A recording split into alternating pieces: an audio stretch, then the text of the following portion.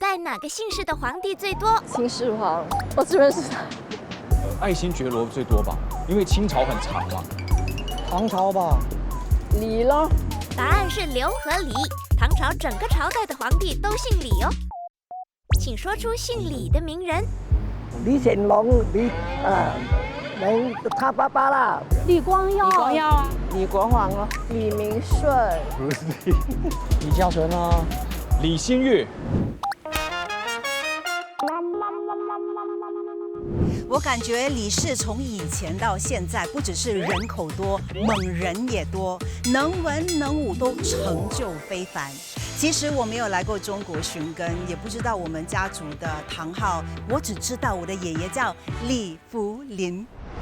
这一次就由我来代表我的家族，来到浙江东阳市，挖掘李氏的故事。哇，我觉得他也是送我们的，因为我们是李家的。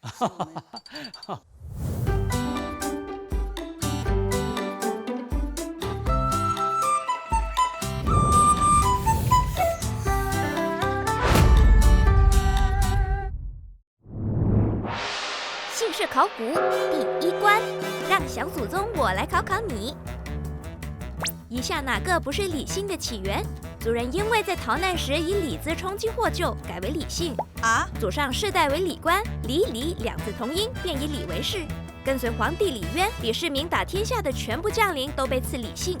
这是什么？吃了李字就姓李吗？这个我觉得错的应该是 A。答案是 C。李是唐朝国姓，有功劳的大臣才会被赐李姓，并不是全部将领哦。李宅村位于浙江省东阳市，占地6平方公里，住着大约5200人，姓李的就占了超过80%。其实我在网上有查到说，东阳的李宅村和唐朝的皇族一样，都来自陇西的李氏，所以感觉听起来李氏家族好像来头不小。迎面而来的是82岁的老年学会会长，岁月没有让他慢下来，反而让他更热心地推广李宅文化。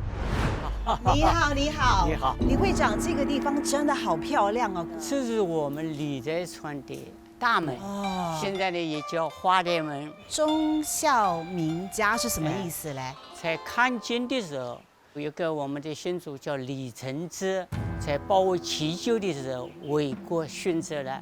宋仁宗皇帝赐了一块匾，叫忠孝名家。这有超过700年的历史哦。两面的砖墙雕的是鲤鱼，这叫鲤鱼跳龙门。进了这个门，就是李家了。哇哦，穿越了这个花台门，感觉就好像穿越了时空一样，走进了历史，真的很壮观哎。对呀，这就是我们李宅的历史的一种见证啊。李会长，请问你有古装，我可以换一下吗？哎呦，这个很遗憾，我可没有准备。没事，那我就走得像古代人一样好了。走，我们进去吧。好的。李宅村是东阳有名的明清古村。1427年，史千祖李义安路过这里休息时，梦见老人送他钥匙，觉得是个预示，便留下来定居。经过明清2代的繁衍和发展，最后形成以李姓为主的聚落。我们家谱中就是为根为多，克俭克俭，一文一武，这些我都做到了。是。克勤我还蛮勤劳的，俭嘛就还好。时代不同的。对对对对。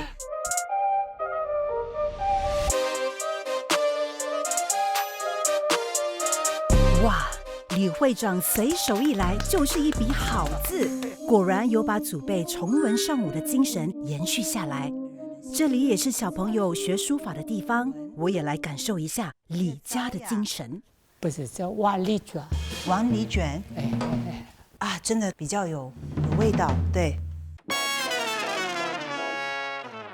这个我送你好了。哦，这个我送你好了。哦，好的，你送我，好的好的。我学了这个书法之后，武功也很重要，对不对？我们这里有武功，也有武功哦。100多年前，太平军起义，县衙命李宅村组建武装民团。一次激战中，民团惨败，幸存者肩负起武术传承的使命。李小将就是第3代传人。李教练你好，耍得太帅了，你好。你刚才耍的是什么枪法？这个是断门枪，所以所有李宅村的人都会断门枪吗？现在只剩下我会。只有你一个？对。哇，应该是很难吧？对的，因为有句俗语叫“越棍镰刀一辈子枪”。一辈子枪。对对对。哇，我想跟你说，我年纪有点大，我的骨头有点硬了，你还愿意收我为徒吗？可以的，试一下，你试一下，对。有点重，腿就这样半马步啊，往前扎，手后手出去，这样，对，滑出去，滑出去，哈！大太阳底下学舞，其实是蛮辛苦的。雕脚拳的第一个动作就是牵，把人家的手牵过来，对，然后踢，然后手一勾，对，哎，这个怎么样？还行吧？80分。80分。哎，对对对，你这个像猴爪，真正是虎爪。哦，虎爪不是猴子爪。对。学武术不只是锻炼我们的身体，它也在磨练我的意志。教练他有跟我说过一句话：心态一定要平稳，那打出来的武术才会漂亮。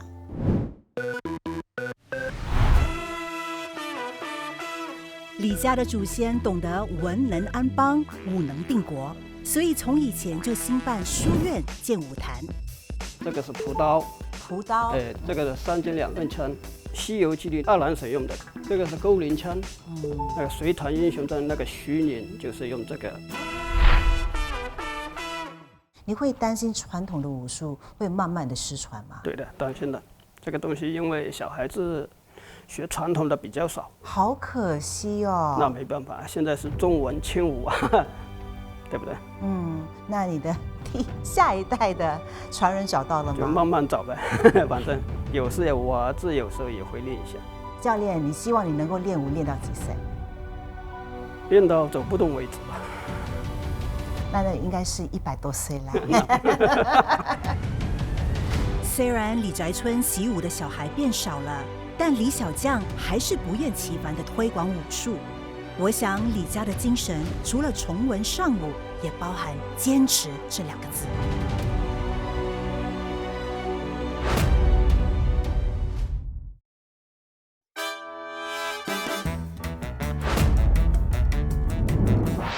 姓氏考古第2关，以下哪个不是历代李姓的皇帝？第一是李时珍，因为李时珍听起来有点像女孩的名字。竟然给你蒙对了，但他是一名男子哦。哇！李宅村古建筑群中保存的最好的就是李氏宗祠，现在这里也用来习武、祭祖、开会、拍婚纱照和办婚礼。这个一堂是什么意思？就是以拥有宋仁宗皇帝赐给我们习祖3兄弟，就是祝福他们就齐聚一堂。以拥有。对我们俩多看几眼好了，因为我觉得他也是送我们的，因为我们是李家的，所以我必须多看几眼。还有我发现这里的柱子有一些是圆的，那后面又是方的。因为我们中国传统的为人处事，乃方为圆，严以则己，宽以待人。意思就是对自己要严格，对别人要宽容体谅。祖先对个人修养和为人处事的态度真是通透。这个地方它其实是遗产之一，我也没有想到原来李氏家族的历史是那么辉煌的，让我感觉到有一种凝聚力和归属感，是有的。李宅村的中心是一个美丽的池塘，叫月塘，也叫禅塘。李宅村的原名叫禅城，祖先最初落脚的地方就在这个池塘边。我看到这个月塘里面有很多荷花哈，这个塘里面的平常的养荷花，元宵节呢，在这里放荷花灯。哇，那荷花灯是在这里制作的吗？对，我们村里面的是实际制作的。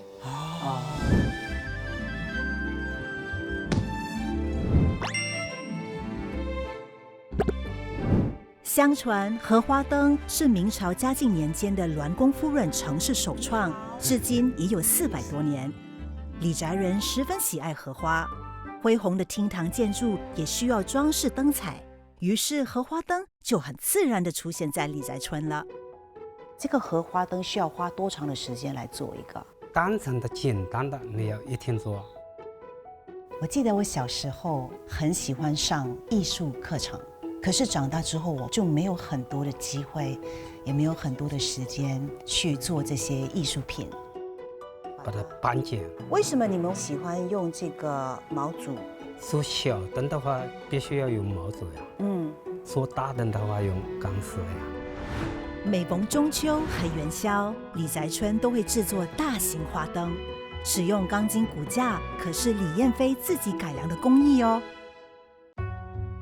我们最早的时候就是荷花灯做起来就是波动的呀。后来我们的祖父呢想出一个办法，他把乌龟搬到花灯的下面，乌龟走动了呀，这个灯就走动了。400多年前是这么啊，就这样子搞。现在还用乌龟吗？现在都是用电了呀，电架。之所以把它变成动态的造型，是不是因为迎合现代人的需求？是呀，现代人如果你这个花灯搞起来，全部人跑过来看了，你一动态了，就轰动了其他地方了呀。其实我觉得保留传统手艺的精髓很重要，再加上科技让更多的人看到的时候，这也应该算是保留传统文化的一种方式吧。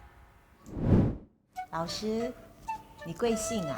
我也姓李。哦，你也是木子李吗？对。师傅，你们是不是常常一起做荷花灯啊？啊，对，因为我们本身是一个村上的吧。今天李宅村的花灯会还有35位年龄介于40到90的手艺人在里面工作。这门手艺凝聚了李家的人，也成了李宅村的骄傲。国家先那个上胶水，然后呢？然后呢，这样子，把它压下去是吧？压下去，哈，多余的把它吃掉。好的。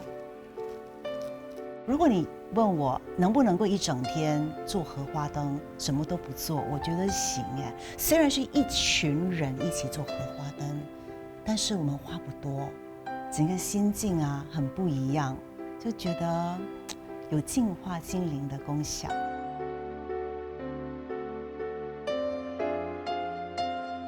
你抬起来看一下啊。做完了。你放到河里面跳起来更加好看。请问你为你的学生打几分呢？100分啊！肯定100分，你这么快就是去了。那是因为你是我的老师，是吧？你可以放乌龟吗？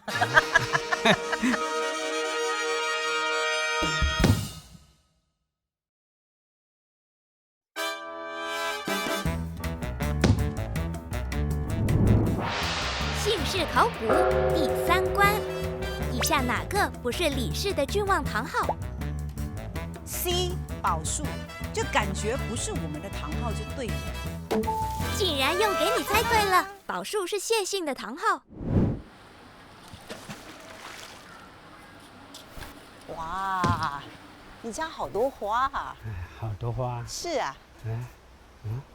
这个是我太太。哦，这位是你太太。哎，你好。我叫李新玉，你叫什么名字？我叫李整仙。哎，你也姓李哦？哦，真的。其实我有一个小小的一个敏感的问题可以问吗？因为一般据我所知，一般同性的都不鼓励结婚，就是李宅村有没有这样的一种禁忌？没有呀，没有县里的还不结婚啊，哎县里的都可以结婚呀，那还有不是真的吗县里的还不是结婚啊？相濡以沫才是最重要的啦。老师，今天你要我来你家，有什么任务要给我们啊？就是我介绍我们本地的特色小吃啊，啊，好啊，就是我太太跟你介绍一下。啊，走。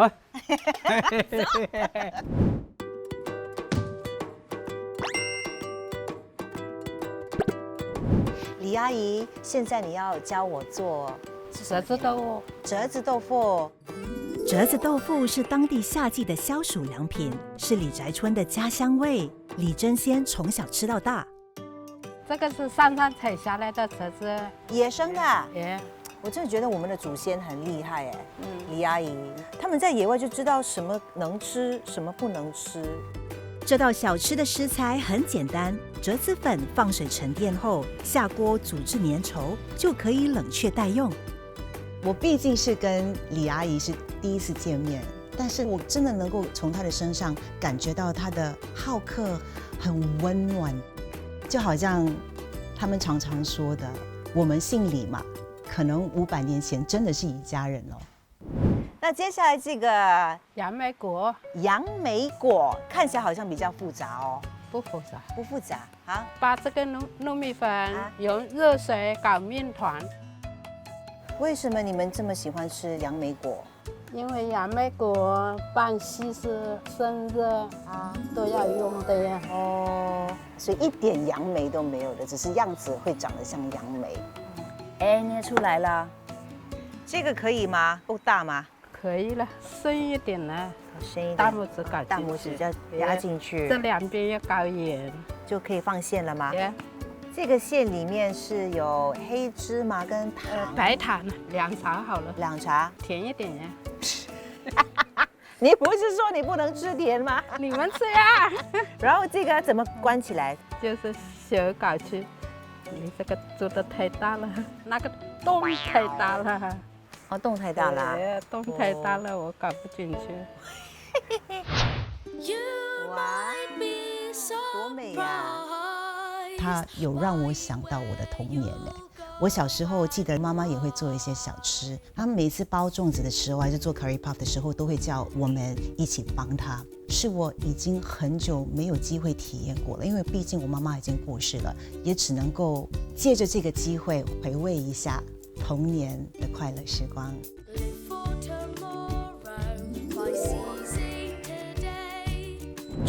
耶，甜点做好啦，可以吃啦。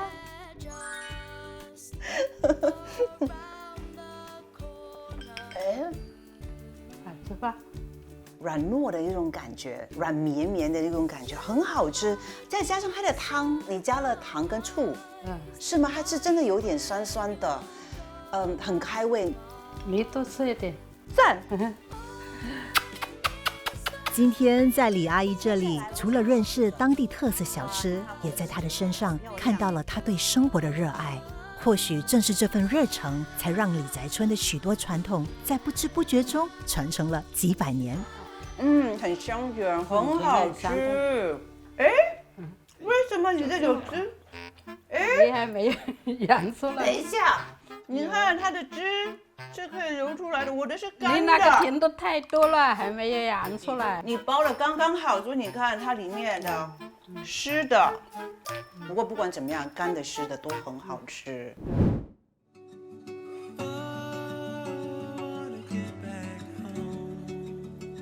李宅村这个古村落有属于它的一种沉稳的呼吸和脉搏。白天的李宅村我是看过了，听说到了夜里，这里更是美得有点梦幻。大家还记得我做的荷花灯吗？老师，哎，你好。你这么早就到了，这些荷花灯都准备好了。准备好了。哇，我只做了1个，你却带了10个，谢谢你。多放几个，好看一点。是的，是的，谢谢你。那我来点，你里面的还是我点？还是你点吧，我怕烧坏。这么点吗？哦，好漂亮哦！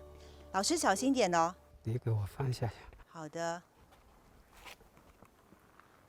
好漂亮哦。你放。OK。我从来没有看过荷花灯放在乐堂里面的样子，就觉得在放的时候啊，心很平静，说不出来的一种很奇妙的感觉。在糖水的倒影中，除了花灯，我还看到了李氏家族延绵不息的血脉星辰。我的心里面很感动，这是应该的，很温暖。真的，也真的很希望，不管是李宅村也好，还是李氏家族的传统习俗也好，都能够继续的流传下去。谢谢李老师，欢迎你们到李宅来。谢谢，我们是一家人啦。欢迎你。小小的荷花灯在宏伟的建筑中显得特别渺小。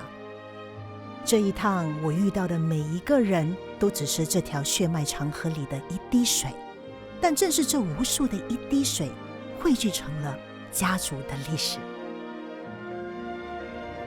每一位老师都一直跟我说同样的话，就是不管做什么都一定要用心去做，也跟我家里面所灌输的理念是很相似的。我记得我妈妈常常跟我说这句话，做什么事情都一定要尽心尽力。我牢牢记住，去到哪里，不管怎么样，都一定要用心。